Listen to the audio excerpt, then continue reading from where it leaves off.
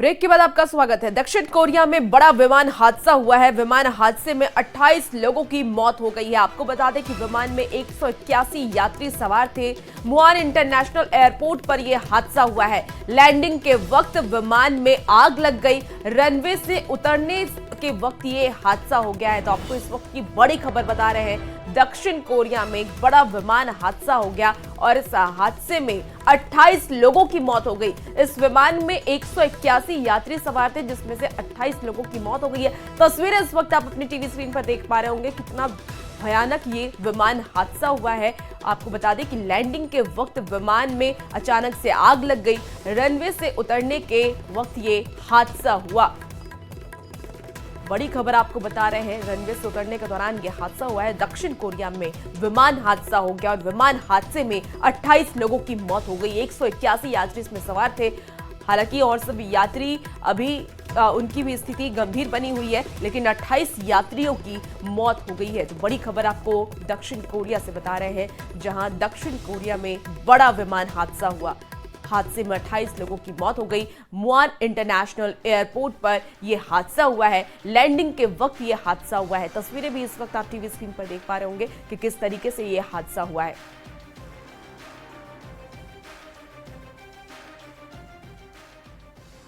रांची से बड़ी खबर, जहां बीजेपी नेता रमेश सिंह को धमकी दी गई है। फोन पर लेवी की मांग की गई है। पीएलएफआई की ओर से कॉल किया गया और संगठन की मदद के नाम पर लेवी की मांग की गई है। लेवी देने पर सुरक्षित रहने की बात कही गई है। सुखदेव नगर थाने में आवेदन दिया गया है। धमकी मामले में पुलिस जांच में जुटी हुई है। तो संगठन की मदद के नाम पर लेवी की मांग की गई है। इस पूरे मामले को लेकर के एफआईआर दर्ज की गई है। सुखदेव नगर थाने में आवेदन दिया गया है। पुलिस मामले की जांच कर रही है। और अब खबर हजारीबाग से है। हजारीबाग में सदर एसडीओ अशोक कुमार की पत्नी अनीता कुमारी की मौत का मामला तुल पकड़ता दिख रहा है। मृतक के परिवार के सदस्यों ने शव के साथ लोहसिंघना थाना का घेराव किया। सभी लोगों ने एसडीओ पर हत्या का आरोप लगाते हुए गिरफ्तारी की मांग की है। लोगों ने प्रशासन पर लापरवाही का आरोप भी लगाया। लोगों का यह कहना है कि एसडीओ ने अपने पद का दुरुपयोग करते हुए उन्हें कई बार परेशान भी किया। इधर लोगों की नाराजगी को देखते हुए एसडीओ के पास के जो आवास की बात कर ले तो आवास के पास सुरक्षा बढ़ा दी गई है और पुलिस टीम की तैनाती भी की गई है। मृतक के भाई ने बहनोई अशोक कुमार पर अवैध संबंध को लेकर घटना को अंजाम देने का आरोप लगाया है। इधर एसडीओ के पिता ने आरोपों को नकारते हुए परिवार में किसी भी विवाद से इनकार किया। पूरे मामले में पुलिस को आवेदन दिया गया है, जिसके बाद एसपी ने दोषी पर कड़ी कार्रवाई का भरोसा भी दिया है। हत्या के जो मुख्य 4 आरोपी है अशोक कुमार एसडीएम सदर, उसके पिताजी दुर्योधन साव, उसका छोटा भाई शिवरंजन कुमार और उसका छोटा भाई की पत्नी रिंकू देवी का गिरफ्तारी जब तक नहीं होगा हम लोग यहाँ से हिलने वाले नहीं है। उपायुक्त महोदय को बुलाया जाए। मैं आप लोग से आग्रह करता हूँ उपायुक्त महोदय यहाँ आवे। अशोक का दूसरे महिला के साथ संबंध है। उसको बहुत दिन से वो परेशान कर रहा था, मारता था, पीटता था, खाना नहीं देता था, आवाज पे आता था, अपना कमरा में अलग बंद होकर सो जाता था, इन लोग को कुछ नहीं देता था। फिर भी हमारी बहन सोचती थी कि हमारा पति है, मिला जुला के चलना, एक न एक दिन ठीक हो जाएगा। लेकिन ठीक कहाँ होगा, हमारी बहन को वो जला के मार दिया। हम तो सर नहीं, एकदम कभी ये लोग को लड़ाई झगड़ा हुआ ही नहीं सर। प्रेम से लोग रह रहे हैं, एकदम प्रेम से ये लोग सब कुछ अपना रह रहे थे सर। आवास में जो सो माने अथी का कोई दिक्कत नहीं था सर। अच्छा, उस दिन घर में कौन कौन मौजूद थे जो उस दिन घटना घटी है? यहाँ नहीं, जिस दिन जहाँ वो जली है वहाँ सर कौन कौन था उस दिन घर में? वहाँ पर हमारा अशोक एटीएम साहब और हमारा बहू और एक पोता और एक पोती। अपर समाहर्ता महोदय का निर्देश प्राप्त हुआ है कि इसमें शहर में सतर्क रहना है ताकि विधि व्यवस्था की कोई समस्या नहीं हो और नियमानुकूल जो है कार्रवाई शासन के द्वारा की जा रही है। लोहसिंघना थाना में आवेदन मिला है, उसके आधार पर हम लोग एफआईआर दर्ज किए हैं। और रात में हमको सूचना मिला कि उनकी पत्नी देवकमल हॉस्पिटल रांची में इलाज चल रहा था, तो इलाज के दरमियान उनकी मृत्यु हो गई है। बिल्कुल, अगर जांच चल रहा है, इन्वेस्टिगेशन चल रही है, अगर उसमें दोषी जो भी पाए जाते हैं तो उन पर कानूनी कार्रवाई होगी, उनको जेल होगा। हजारीबाग के सदर एसडीओ के खिलाफ थाने में एफआईआर दर्ज कराई गई है। उन पर अपनी ही पत्नी को आग लगाकर मारने के आरोप लगे हैं। ये आरोप सदर एसडीओ अशोक कुमार के ससुराल वालों ने लगाए हैं। आरोप यहां तक लग रहे हैं कि सदर एसडीओ अशोक कुमार अपने पद का इस्तेमाल कर जांच को प्रभावित कर सकते हैं। ये रिपोर्ट देखिए।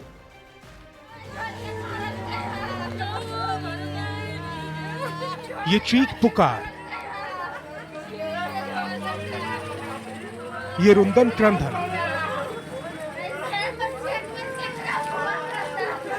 ये मातम का मंजर,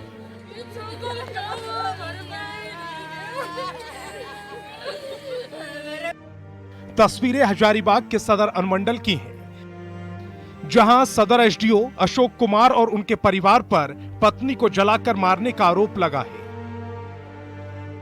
हमारी बहन जिस समय कुछ बोलने के लायक थी, उस समय तक हम लोगों को कोई सूचना नहीं दिया गया।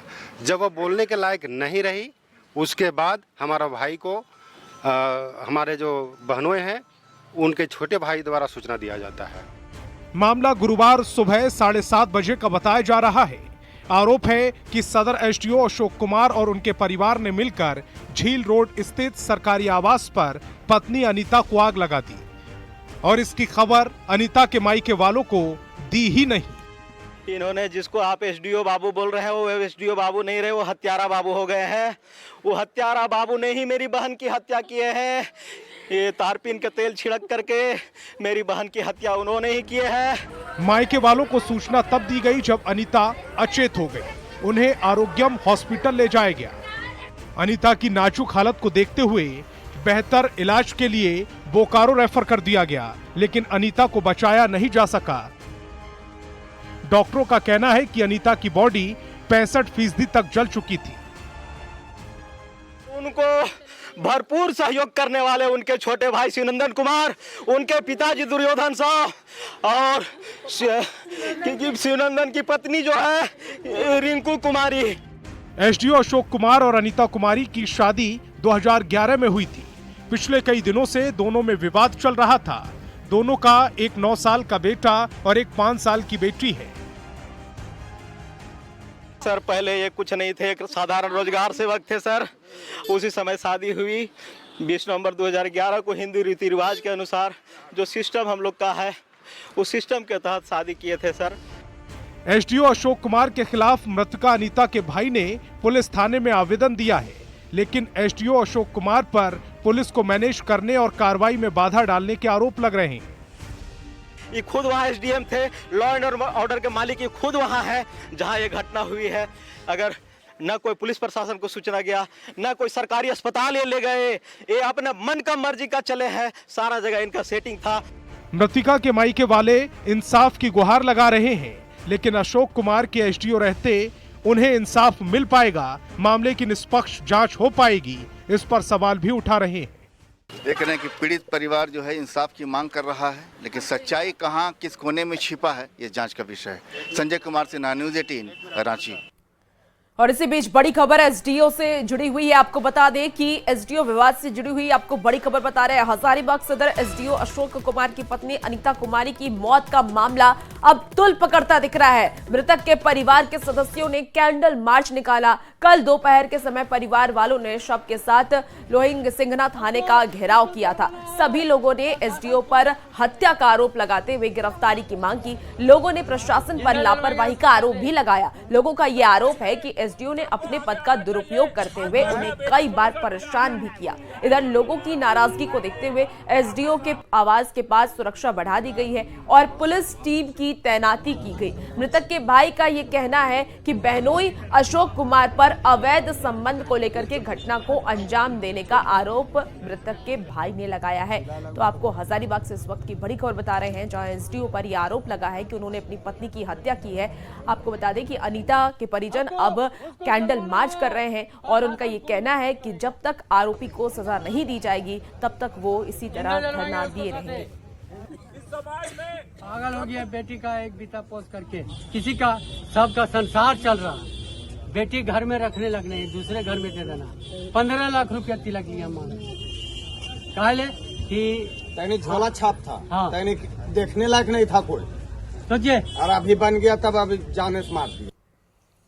झारखंड विधानसभा चुनाव से पहले जेएमएम का साथ छोड़कर बीजेपी ज्वाइन करने वाले चंपाई सोरेन ने अटकलों पर विराम लगा दिया है। उन्होंने सोशल मीडिया पर पोस्ट कर इसे अफवाह बताया। ये रिपोर्ट देखिए।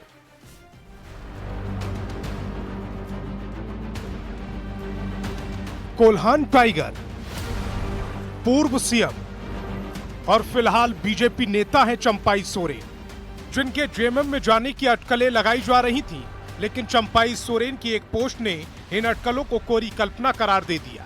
चंपाई सोरेन ने सोशल मीडिया एक्स पर पोस्ट किया, मेरे बारे में झूठी अफवाहें फैलाई जा रही हैं। एक साजिश के तहत बार बार ऐसा कर समर्थकों में भ्रम पैदा करने का और मुझे बदनाम करने की कोशिश की जा रही है। मैं जहां हूं भविष्य में भी वहीं रहूंगा। किसी भी परिस्थिति में मेरा उस पार्टी में वापस लौटने का कोई इरादा नहीं। चंपाई सोरेन को यह पोस्ट उस वायरल वीडियो की वजह से करना पड़ा जिसमें चंपाई सोरेन मुख्यमंत्री हेमंत सोरेन की तारीफ करते हुए नजर आ रहे थे, उनके काम की सराहना कर रहे थे। जब ये वीडियो वायरल हुआ तो ये दावे किए जाने लगे कि चंपाई सोरेन को जेएमएम छोड़ने का अफसोस है और वो वापस हेमंत सोरेन के पास जा सकते हैं। हालांकि चंपाई सोरेन ने यह साफ कर दिया है कि उनका ऐसा कोई इरादा नहीं, ये सिर्फ अफवाह है और अफवाह से ज्यादा कुछ नहीं। Bureau report, news 18। तो बीजेपी में शामिल होने के बाद रघुवर दास की फिर से सक्रिय राजनीति की एंट्री होने जा रही है। रघुवर दास ने यह कहा कि बूथ स्तर के कार्यकर्ता से संघर्ष कर वो इस मुकाम पर पहुंचे हैं। उन्होंने ये भी कहा कि 14 महीने तक उड़ीसा की जनता की सेवा करने के बाद वो अपनी कर्मभूमि और जन्मभूमि में वापस आ गए हैं और अब इसे छोड़कर कहीं नहीं जाएंगे।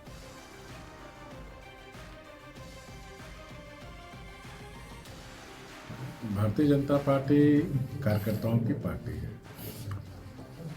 भारतीय जनता पार्टी का प्राण कार्यकर्ता है और मैं भी एक बूथ स्तर के कार्यकर्ता 1980 से संघर्ष करते हुए पार्टी के प्रति प्रतिबद्ध, पार्टी की विचारधारा के लिए काम करते करते इस मुकाम तक पहुंचा हूँ। तो कार्यकर्ताओं को लगता है कि भारतीय जनता पार्टी एक ऐसी पार्टी है जहाँ एक सामान्य कार्यकर्ता भी अपने कर्म कर शिखर तक पहुंच सकता है। तो मैं प्रारंभ से ही संगठन का व्यक्ति रहा। बीच के काल में जरूर कुछ दायित्व, मुख्यमंत्री का दायित्व हो चाहे महामहिम का दायित्व हो, लेकिन मेरा स्वभाव संगठन का है और मेरी इच्छा भी है कि संगठन का झंडा लहरा के ही जाऊंगा। केंद्रीय कपड़ा मंत्री गिरिराज सिंह ने उज्जैन के महाकाल मंदिर में पूजा अर्चना की है। गिरिराज सिंह महाकाल मंदिर में भस्म आरती में भी शामिल हुए और महाकालेश्वर मंदिर की रूपरेखा बदलने के लिए केंद्र की मोदी सरकार और एमपी के सीएम के साथ ही वहां की जनता का भी आभार जताया है।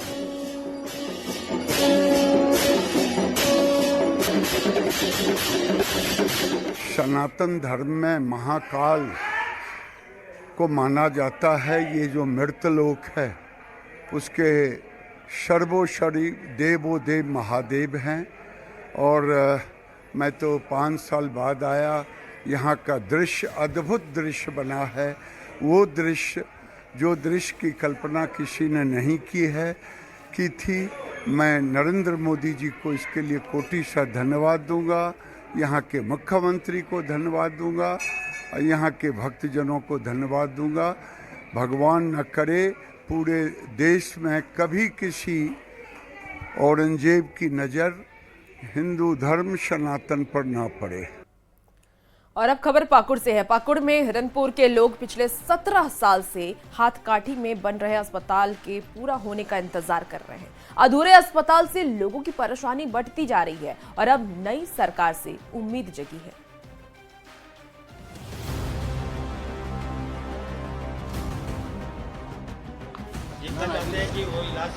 झारखंड के नए स्वास्थ्य मंत्री इरफान अंसारी एक्शन में स्वास्थ्य विभाग की समीक्षा कर रहे हैं और राज्य के हेल्थ सिस्टम को वर्ल्ड क्लास बनाने का दावा भी कर रहे हैं। लेकिन रांची से 365 किलोमीटर दूर पाकुड़ में अभी भी स्वास्थ्य सेवा बेपटरी ही दिख रही है।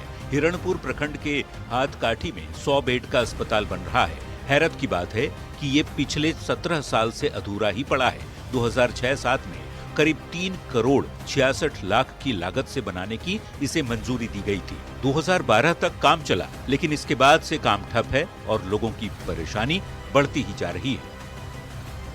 कई सरकारें आई और कई सरकारें गई, परंतु आज तक इस भवन का तस्वीर नहीं बदला। जी हाँ, इस वक्त हम हिरनपुर प्रखंड के कमल घाटी में मौजूद हैं, जहां पर आप साफ तौर पर देख सकते हैं कि वो वही भवन है जो आज से ठीक 17 साल पहले इसको बनाया जा रहा था, लेकिन बनाते वक्त जो है 2012 में इसके काम को रोक दिया गया और आज जो है ये भवन पूरी तरह से अधूरा पड़ा हुआ है। हिरणपुर में अभी सामुदायिक स्वास्थ्य केंद्र चल रहा है, जिसमें अभी 6 बेड ही मौजूद हैं। लोगों को नई सरकार से उम्मीद है कि अगर 100 बेड का ये अस्पताल बन जाता तो बेहतर इलाज के लिए बंगाल जाना नहीं पड़ता। यहाँ की जो जनता है इस नई सरकार पर उम्मीद जगाए बैठी है कि इस बार जो है ये सरकार में इस भवन का निर्माण होगा और हम लोग बंगाल जाने से बचेंगे और अपने यहाँ पर इलाज के लिए यहाँ वहाँ हमको जाना न पड़े, इसका साफ सरकार से उम्मीद जगाए बैठी है। नंदकिशोर मंडल, न्यूज़ 18, पाकुड़।